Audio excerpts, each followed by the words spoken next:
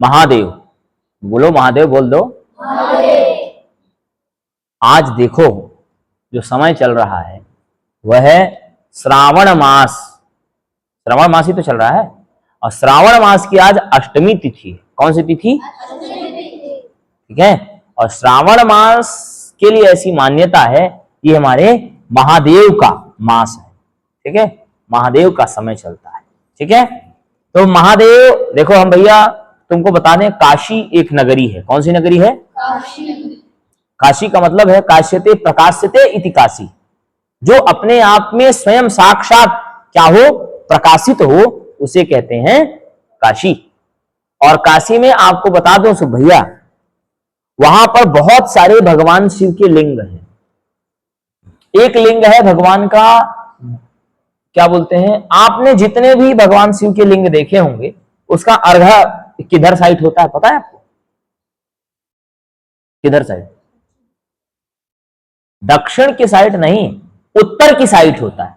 भगवान शिव के लिंग विग्रह का जो अर्घा है वह किधर होता है?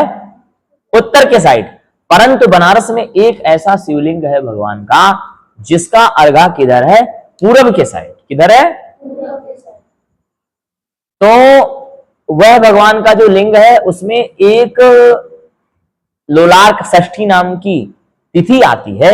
उस तिथि में जो व्यक्ति, जो निसंतान व्यक्ति हैं, वह लोग वहां पर भगवान के दर्शन को करते हुए उस कुंड में अगर स्नान कर लें तो उनको शीघ्रातिशीघ्र पुत्र रत्न की प्राप्ति होती है।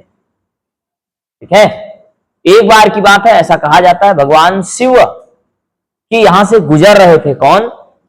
भगवान सूर्य।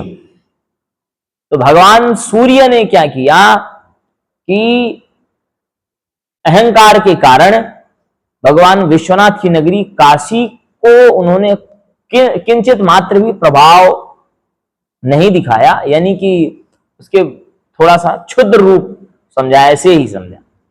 और परंतु इस कारण से ऐसी दैविक आपदा या कैसा क्या हुआ, उनका एक तेज आके गिर गया वहीं। यानी भगवान सूर्य के तेज है ना, कई सारी रश्मियां हैं ना, प्रकाश देखते हो ना, चारों तरफ से ना फैला रहता है। तो सूर्य भगवान का एक प्रकाश का टुकड़ा जो है गिर गया। अब बताओ, तुम्हारे अंग से कोई अंग गिर जाए तो दर्द होगा कि नहीं होगा? परेशानी होगी नहीं होगी? भगवान सूर्य नारायण को परेशानी होने लगी। अरे ऐसा कौन सा ये दिव्य क्षेत्र है कि जहां आने पर मेरा एक प्रकाश का पुंज टूट के गिर गया। तो वह तुरंत नीचे आए और देखा महादेव की यह नगरी है। तो वहीं पर उन्होंने महादेव की अर्चना की है, वहीं पर महादेव की उन्होंने पूजा की है। तब से वहां पर एक शिवलिंग स्थापित हुआ जिसका नाम है लोलार्क भगवान। ठीक है, और एक और वहीं पर जो वो हुआ, क्या बोलते हैं, जो तेज गिरा वह चीरते हुए कहां चला गया? पृथ्वी में चला गया। वही वहां पर क्या बन गया? कुंड बन गया। क्या बन गया? ठीक है, तो जो कुंड बन गया वहीं पर लोग आके स्नान करते हैं। आपको मैं बता दूं, वहां मैं भी, जब मैं काशी में रहा करता था, वहां मैं भी स्नान करने वो दर्शन करने के लिए जाया करता था। वहां के जो महंत जी थे उनको मैंने देखा कि उनके शरीर में कुष्ठ रोग है। परंतु मैंने ये सुना था कि जिन व्यक्ति के शरीर में कुष्ठ रोग होता है, वो व्यक्ति भी अगर वहां पर स्नान करे उनका कुष्ठ रोग दूर हो जाएगा। तो हमने मन में ये कहा कि कहाँ यहाँ दूर होता है? यहाँ के महंत को खुद कुष्ठ रोग है। यहाँ के महंत को खुद कुष्ठ रोग है, ये कैसे दूर होगा? मेरे मन में ये अवहेलना की भावना आई। और मैं आपको सच बताऊं, वहां से मैं जैसे ही एक लंका जगह पड़ती है, मैं जा रहा था, बीएचयू जा रहा था, वहीं पर मेरा भयंकर एक्सीडेंट हुआ। और भगवान की बड़ी कृपा रही कि कैंपस बीएचयू के अंदर हुआ, जिससे मेरे पूरे दवाई में खर्च आया 25,000 का खर्च आया। मेरे सर में चोट लग गई थी, मेरे दांत में चोट लग गई थी, पर भगवान की इतनी कृपा रही कि बाहर मैं नहीं गिरा, कैंपस के अंदर गिरा। वहां का स्टूडेंट था, इसीलिए मेरी एक भी वहां पर कोई भी फीस नहीं लगी। वहां पर मेरी दवाई हो गई। भगवान की बड़ी कृपा रही, भगवान की बड़ी कृपा रही कि वहां पर मेरी दवाई हो गई। मात्र केवल हमारा केवल पैसा कितना लगा, मात्र 2500 लगा था। 2500 में उसमें भी केवल 1100 रुपए रखवाया गया था, उसमें भी जो कागजी कार्रवाई थी इसलिए। तो भगवान शिव का वो मैंने वहां पर मैंने वो अवहेलना की थी, उसका मुझे फल प्राप्त हुआ। तो ये जो है, आप कहीं भी भगवान का कोई भी साक्षात विग्रह जिसमें स्वयंभू विग्रह जिसको मैंने आपको बताया, यह जो है, तो आप कभी भी भगवान का शिवलिंग आदि देखें तो कभी भी अपमान न करें, क्योंकि कहीं ना कहीं आपको उसका फल आपको अवश्य प्राप्त होगा। ठीक है। अब देखिए भगवान शिव के कितने अवतार होते हैं, किसी भी देवता की कितने प्रकार के अवतार होते हैं। तो सबसे पहले हम अवतारों की बात करेंगे। तो एक होता है अवतार, क्या होता है अवतार। एक होता है अंशावतार, एक क्या होता है अंशावतार। ठीक है। तो अंशावतार के रूप में भगवान शिव ने विश्व का कल्याण के लिए ज्योति के रूप में अवतार ग्रहण किया, जिसे कहते हैं द्वादश ज्योतिर्लिंग। क्या बोलते हैं?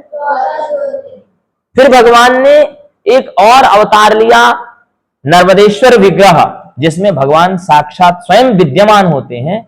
उसमें ऐसा भी कहा जाता है, ऐसा हमारे पास अभी प्रमाण उपलब्ध नहीं, मैं आपको बताऊं, वहां पर अक्षत नहीं चढ़ाई जाती। तो ऐसा शिवलिंग कौन है? नर्मदेश्वर का शिवलिंग है। ठीक है। नर्मदा जी के हर पत्थर में, हर एक शिला में कौन है? हर एक कंकड़ कंकड़ में शिव की प्राप्ति होती है, शिवत्व की प्राप्ति होती है, वहां शिव है। और एक कौन है? स्वयंभू लिंग, खेत वन खलिहान कहीं से निकल लेते हैं। ठीक है, ऐसे। और फिर आपके श्रद्धा का विषय है। फिर एक भगवान के पूर्णावतार कौन हुए? मरुत पुत्र हनुमान के रूप में, राम जी के सेवक के रूप में। और भगवान का एक अवतार क्या हुआ? दुर्वासा ऋषि के रूप में, लोक का कल्याण करने के लिए। ठीक है। एक अवतार भगवान का क्या हुआ? पिपलाद के रूप में, पिपलाद ऋषि के रूप में। एक भगवान का अवतार क्या हुआ? वामदेव के रूप में। और एक भगवान का अवतार हुआ तत्पुरुष के रूप में। और एक भगवान का अवतार हुआ सद्योजात के रूप में। और एक भगवान का अवतार हुआ महाकाल के रूप में। यह भगवान का पूर्णावतार। और भगवान का एक अवतार हुआ भैरव के रूप में। और यही भैरव, ये जो भैरव है, यह काशी के स्वामी है। किसके स्वामी है? काशी के स्वामी। और एक है वीरभद्र के रूप में। भगवान अपने जब पार्वती वो सती मां की रक्षा करने के लिए उन्होंने जब एक तेज को प्रकट किया, वह कौन है? वीरभद्र। और एक भगवान का एक स्वरूप है हंस के रूप में, तन्नो हंसः प्रचोदयात्, ऐसा कहा जाता है। यानी हंस यानी परम हंस के रूप में, अवधूत के रूप। किसके रूप में?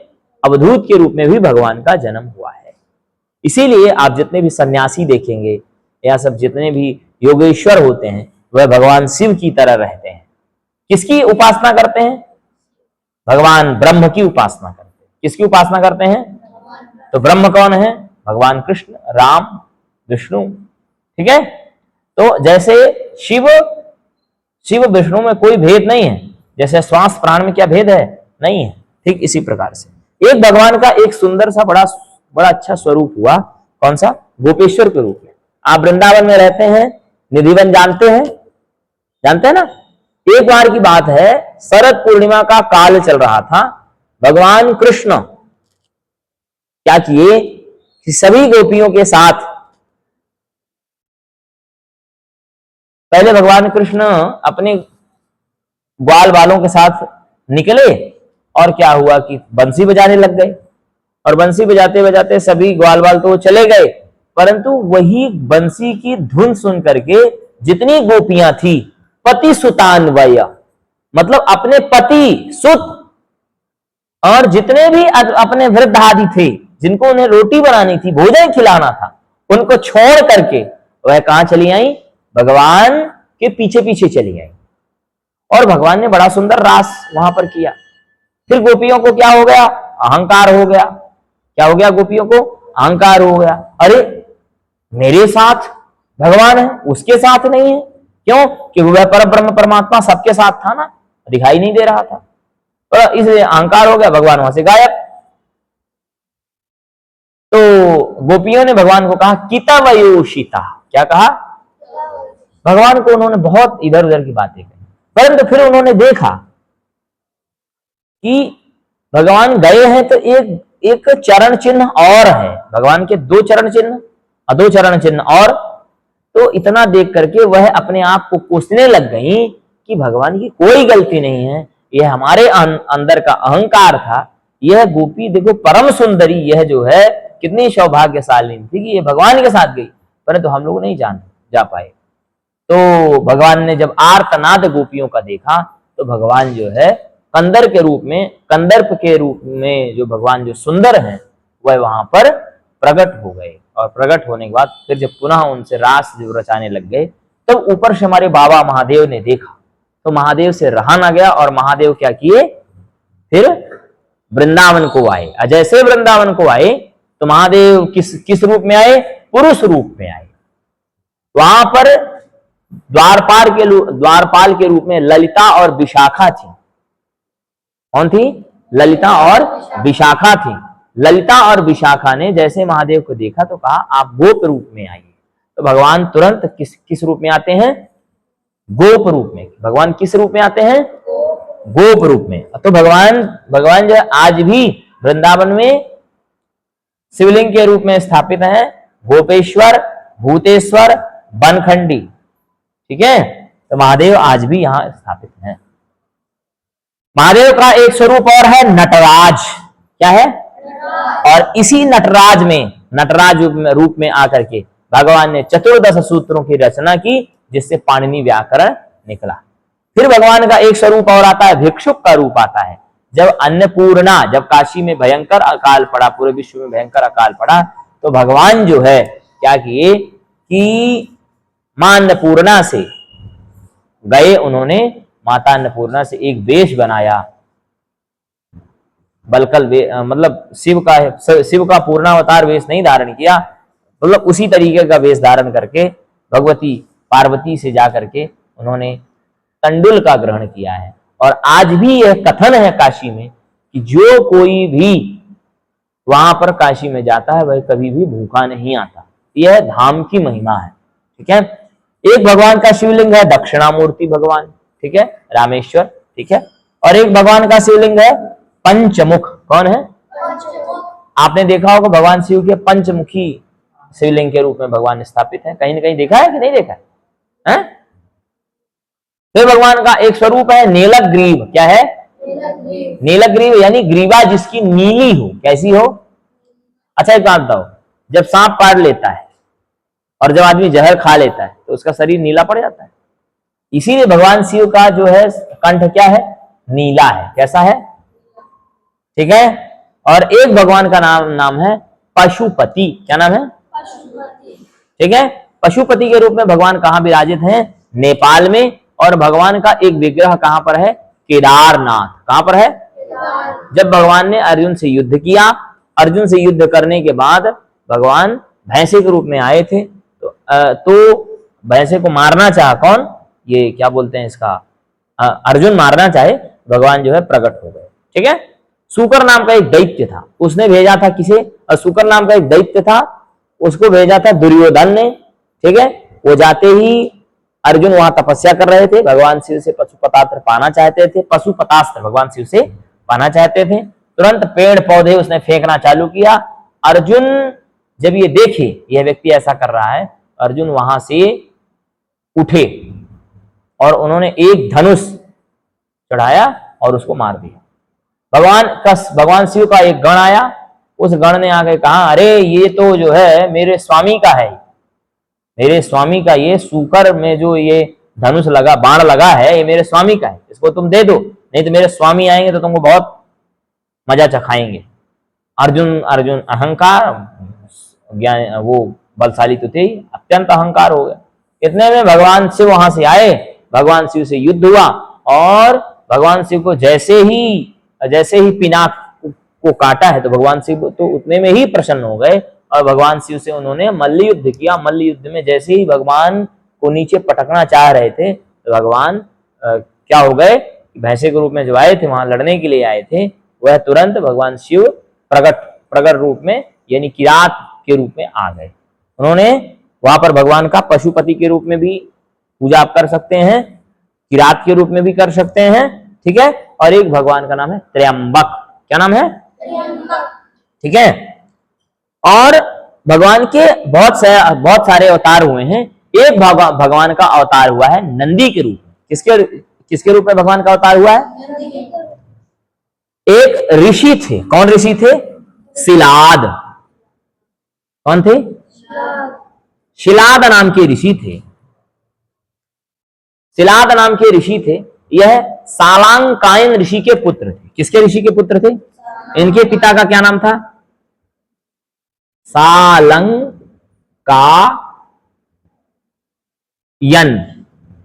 के पुत्र कौन थे? शिलाद। शिलाद सालांकायन के पुत्र थे। किसके पुत्र? सालांकायन के पुत्र। और इनके पुत्र कौन हुए? नंदी। कौन हुए? जब सालांकायन ऋषि का समय पूरा हुआ, जब ये चले गए, तो शिलाद ऋषि ने यह सोचा कि अब मैं अपने पितरों के उद्धार के लिए एक अयोनिज पुत्र चाहता हूं, तो इसके लिए और मृत्युहीन पुत्र हो। इसलिए उन्होंने किसकी अर्चना की? इंद्र की। इंद्र प्रकट हुए, और इंद्र जब प्रकट हुए तो इंद्र ने कहा बरम्ब्रूहि। तो उन्होंने कहा हमें अयोनिज और मृत्युहीन पुत्र चाहिए। उन्होंने कहा देखो, हम सभी मरने वाले हैं, सृष्टि के अंत में सभी जाने वाले हैं, भले अमरता हमें प्राप्त है। मृत्यु के देवता हैं भगवान शिव, उनकी आप उपासना करें। भगवान शिव की उपासना करते हैं। किसकी उपासना किया? भगवान महादेव की उपासना की। जब महादेव की उपासना की तो महादेव वहां प्रकट हुए, और महादेव प्रकट होने के बाद वहां पर जैसे ही महादेव प्रकट हुए तो उन्होंने कहा कि बरम्ब्रूहि, बर बोलो शिलाद, क्या चाहते हो?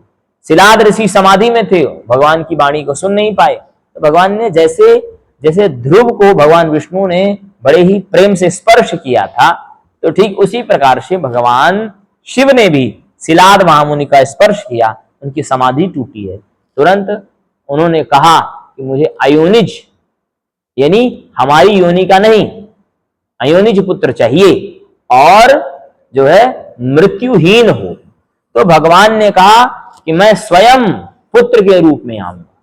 तो एक पुत्र प्रकट, एक बड़ा ही तेजस्वी बालक प्रकट हुआ, जो कि जटा धारण किया हुआ था, जो कि त्रिशूल लिया हुआ था, सूर्य के सदृश तेज था।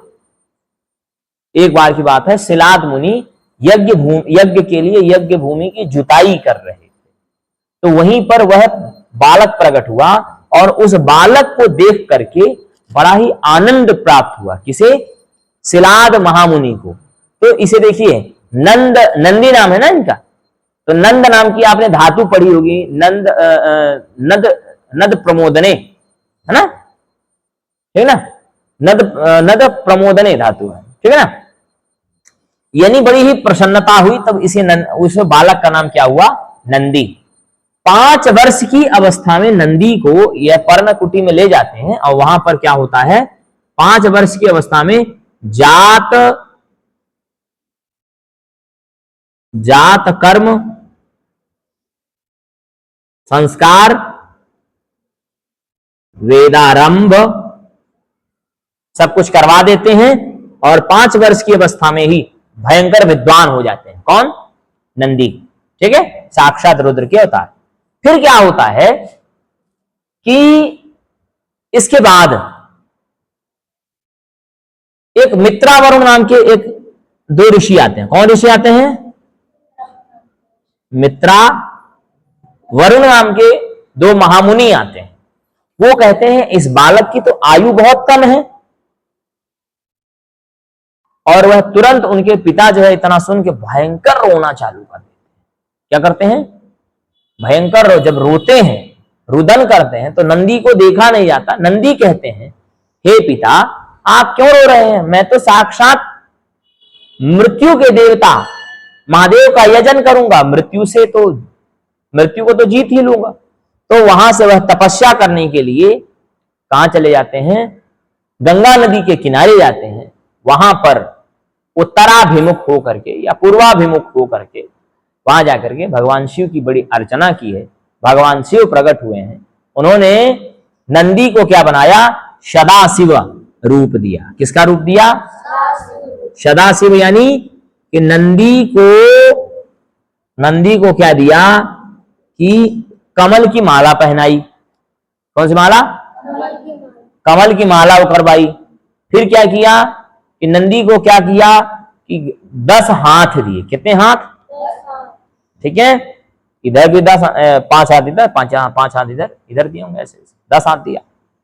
फिर इसके बाद भगवती पार्वती से कहा, हे पार्वती, हे देवी, मैं इसको गणाध्यक्ष के रूप में नियुक्त करता हूं।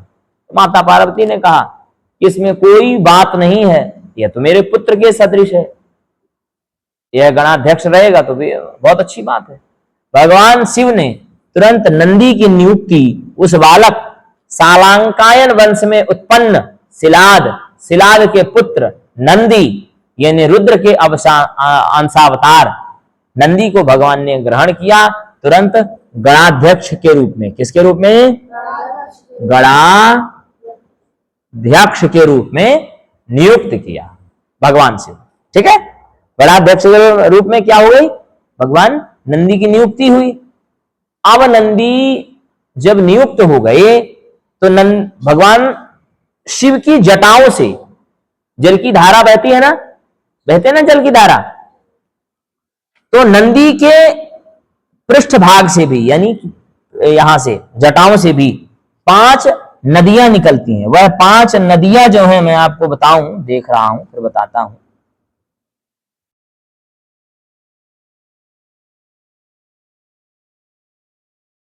हाँ, 5 नदी निकलती हैं। 5 शुभ नदी कौन कौन है?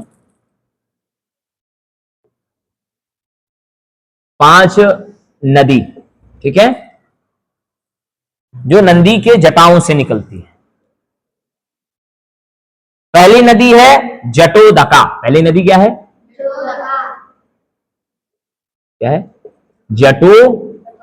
जटोदका। कौन नदी? फिर है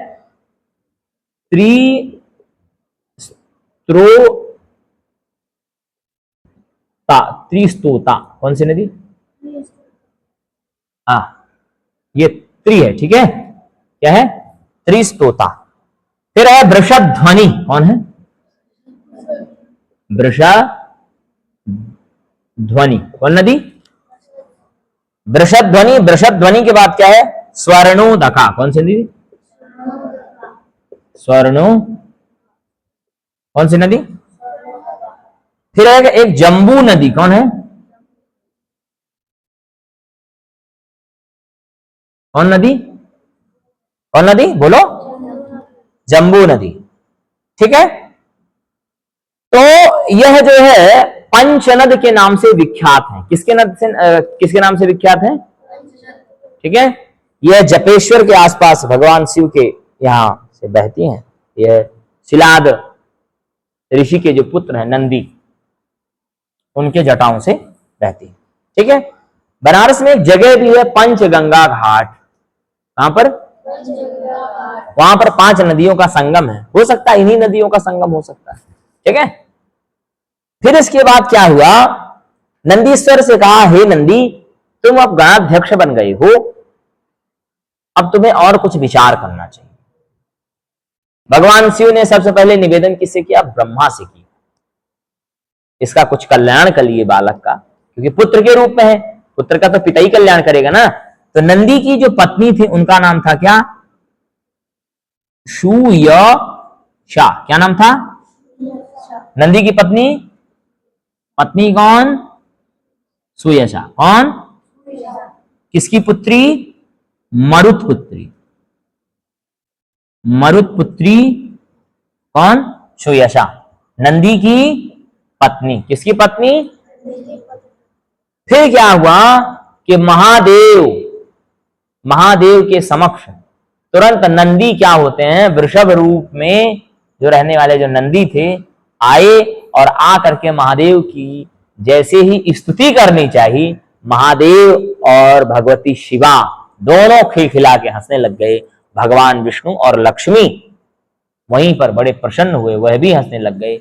भगवती लक्ष्मी ने अपना एक हार उनको दिया है। किसको दिया? नंदी की पत्नी को दिया और नंदी को भी दिया। ठीक है, धन दिया बहुत सारा। फिर इसके बाद क्या हुआ कि नंदी को यह आशीर्वाद दिया।